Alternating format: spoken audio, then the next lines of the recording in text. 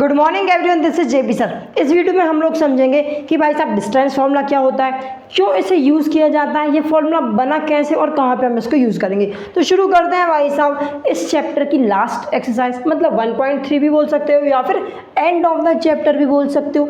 ठीक है, क्या सीखेंगे हम? सीखेंगे दो पॉइंट के बीच का डिस्टेंस निकालना। और देखो डिस्टेंस फार्मूला की ज़रूरत क्यों पड़ी, किन्हीं भी दो पॉइंट के बीच के डिस्टेंस निकालने के लिए ही ज़रूरत पड़ी। अब तो मैं थोड़ी सी सिनेरियो बताता हूँ, अलग अलग सिनेरियो बताता हूँ। हमें इन दोनों पॉइंट के बीच का डिस्टेंस तो निकालना है, लेकिन मान लो ये जो पॉइंट है, एक पॉइंट यहाँ पे होता तो मैं क्या करता, इस पॉइंट और इस पॉइंट के बीच का डिस्टेंस बड़े ही आसानी से बता सकता था। क्यों? मुझे दिख रहा है दोनों के दोनों पॉइंट बिल्कुल स्ट्रेट पाथ पे हैं और दोनों के दोनों एक्स एक्सिस के अलोंग जा रहे हैं। तो मैं क्या करता, एक्स यूनिट्स को गिनता और बता देता कि भाई साहब इन दोनों के बीच में कितना डिस्टेंस है। अगर ये पॉइंट मतलब एक पॉइंट यहाँ पे होता और एक पॉइंट कहीं यहाँ होता, तब ये दोनों भी बिल्कुल स्ट्रेट पाथ पे हैं और वाई एक्सिस के अलोंग है, तो यहाँ से यूनिट गिनता और इन दोनों के पॉइंट के बीच का डिस्टेंस बता देता। बिल्कुल सही बात है। लेकिन अब कुछ जादू हो गया, मतलब जादू तो नहीं हुआ, लेकिन कुछ अलग चीज़ पूछ ली गई है। क्या पूछ लिया गया है, ज़रा ध्यान से देखो। हमसे पूछा इन दोनों पॉइंट के बीच का डिस्टेंस बताओ। अब ये दोनों ना तो एक्स एक्सिस के अलोंग है और ना ही वाई एक्सिस के अलोंग है। अब क्या करोगे मास्टर जी? अब हम यूज़ करेंगे डिस्टेंस फार्मूला।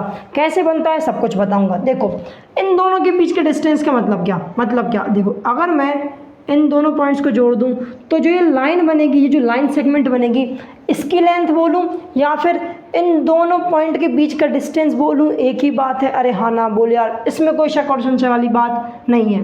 मतलब क्या करेंगे, हम इन दोनों पॉइंट के बीच का डिस्टेंस बोलें या फिर इस लेंथ की, इस लाइन की लेंथ बोल दें, एक ही बात है। अब ये कैसे निकालेंगे? हमने एक चीज़ पढ़ी है, पाइथागोरस थ्योरम। क्या पढ़ा है? Pythagoras theorem. आजकल इसे बुद्धिमान पाइथागोरस थ्योरम भी बोलते हैं। इस चैप्टर में क्या बोलती थी वो, अगर आपके पास एक राइट एंगल ट्रायंगल है, उसमें क्या होता है, हाइपोटेनस, परपेंडिकुलर और बेस होता है।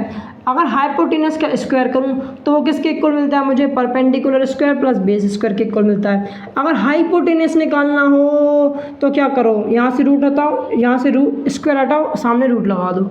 मतलब क्या, P square plus B square. Hypotenuse कैसे मिलेगा? Root over P square plus B square से मुझे हाइपोटेनस मिल जाएगा। तो हम क्या करेंगे, ध्यान से देखना। अगर मुझे हाइपोटेनस निकालना है तो उसके लिए मुझे परपेंडिकुलर और बेस चाहिए। अगर परपेंडिकुलर बेस चाहिए और हाइपोटेनस चाहिए, उसके लिए मुझे एक राइट एंगल ट्राइंगल चाहिए होगा। और अगर राइट एंगल ट्राइंगल चाहिए तो क्या करना पड़ेगा? अरे राइट एंगल ट्राइंगल बनाना पड़ेगा। तो देखो हम क्या करेंगे, ये जो लेंथ है ना, ये जो लाइन है, इसको हम हाइपोटेनस बोलेंगे। ठीक है, मतलब हाइपोटेनस का रोल प्ले करेगी ये लाइन, किसमें? राइट एंगल ट्राइंगल में। अब ये राइट एंगल ट्राइंगल कैसे बनेगा बताता हूँ। क्या करो, ये जो पॉइंट है इससे एक लाइन ड्रॉ कर दो जो कि पैरेलल, ये जो कि पैरेलल होना चाहिए वाई एक्सिस के पैरेलल। क्या होना चाहिए? एक लाइन ड्रॉ करेंगे पैरेलल जो कि वाई एक्सिस के एक लाइन ड्रॉ करेंगे जो कि वाई एक्सिस के पैरेलल होना चाहिए। तो कर दो ज़रा। ठीक है, एक dotted dotted dotted dotted dotted dotted dotted dotted line draw कर दी।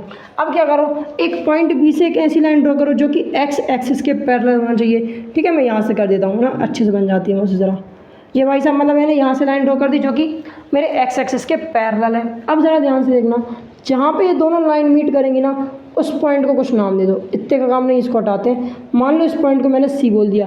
अब जो ये सी पॉइंट होगा ना, इस पॉइंट पे 90 डिग्री बनेगा, मतलब राइट एंगल बनेगा। क्यों बनेगा? क्योंकि ये लाइन इसके पैरेलल, ये लाइन इसके पैरेलल, ये लाइन इसके पैरेलल, ये लाइन इसके पैरेलल, ये दोनों एक दूसरे को 90 डिग्री पे इंटरसेक्ट करती हैं, इसलिए ये दोनों भी एक दूसरे को 90 डिग्री पे इंटरसेक्ट करेंगी। और अगर ये 90 डिग्री तो ये एंगल क्या हो जाएगा, ये ट्रायंगल क्या हो जाएगा? राइट एंगल ट्रायंगल हो जाएगा, जिसमें वो हाइपोटेनस हो जाएगी। तो इसे परपेंडिकुलर और इसे बेस बोल दो, इसे परपेंडिकुलर और इसे बेस बोल दो। क्या बोल दो यार? बेस बोल दो। अब ज़रा ध्यान से देखना, इस पॉइंट के कोऑर्डिनेट्स क्या होंगे? इस पॉइंट के कोऑर्डिनेट्स क्या होंगे? एक्स की वैल्यू हो जाएगी 3, एक्स कोऑर्डिनेट की वैल्यू हो जाएगी 3 और वाई की वैल्यू हो जाएगी 1। अरे हाँ ना बोल यार।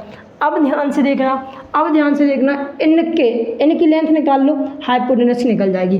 कैसे निकलेगी? अगर ध्यान से देखें, परपेंडिकुलर जो लाइन है वो किस एक्सिस के अलोंग है?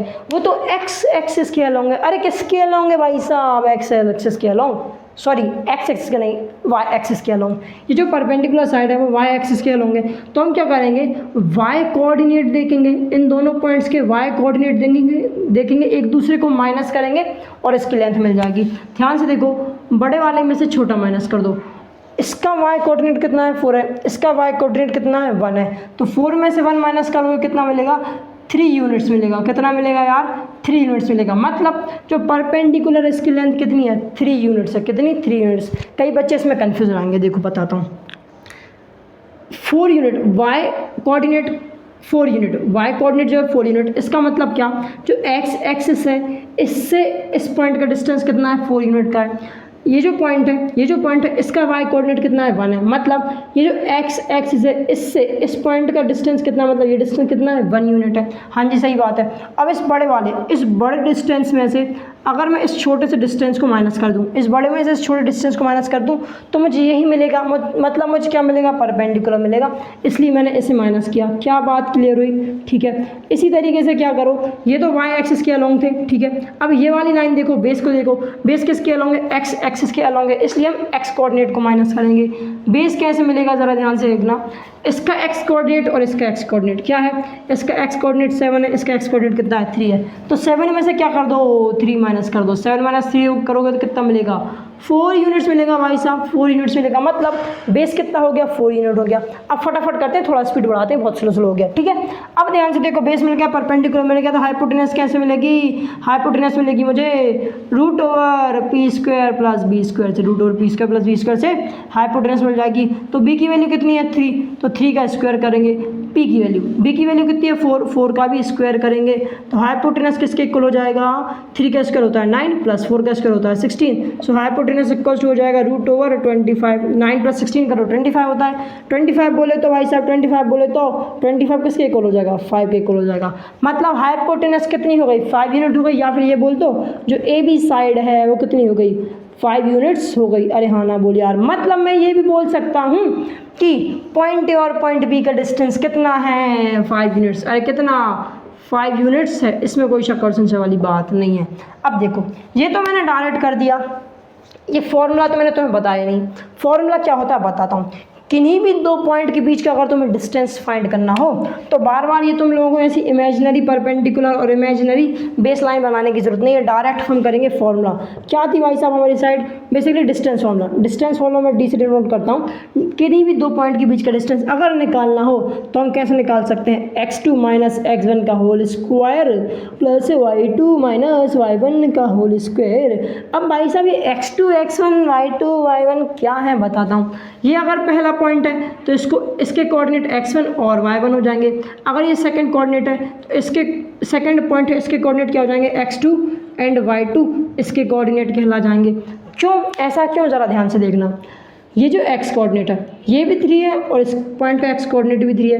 अगर इस वाले पॉइंट की मैं y को देखूं तो इसका y 1 है और इसका y भी 1 है। मतलब ये जो कोऑर्डिनेट मिल रहा है, इस पॉइंट के जो कोऑर्डिनेट्स मिल रहे हैं वो कहीं ना कहीं यहीं से मिल रहे हैं, कहीं ना कहीं यहीं से मिल रहे हैं। इसलिए हम ये काम हटा देंगे, मतलब इन सब को हटा देंगे, कोई मतलब नहीं, हम डायरेक्ट यहीं के यहीं कर देंगे हमारा काम। तो डायरेक्ट कैसे मिल सकता है? x2 minus x1 whole square plus y2 minus y1 whole square, वो भी रूट के अंदर किन्हीं भी दो पॉइंट के डिस्टेंस के बताने के लिए पर्याप्त होगा। अच्छा, क्या आप इसको x1 x2 लिख सकते हो? ध्यान से देखो कैसे। क्या मैं इसको इस तरीके से लिख सकता हूँ? किस तरीके से? x1 माइनस x2 का होल स्क्वायर, x2 यहाँ पे लिखो अच्छे से भाई साहब, प्लस y1 माइनस y2 का होल स्क्वायर। कैसे ऐसे लिख सकता हूँ? हाँ लिख सकता हूँ। क्यों? ध्यान से देखो, इन दोनों के ऊपर लगा है स्क्वायर, इन दोनों के ऊपर स्क्वायर लगा है।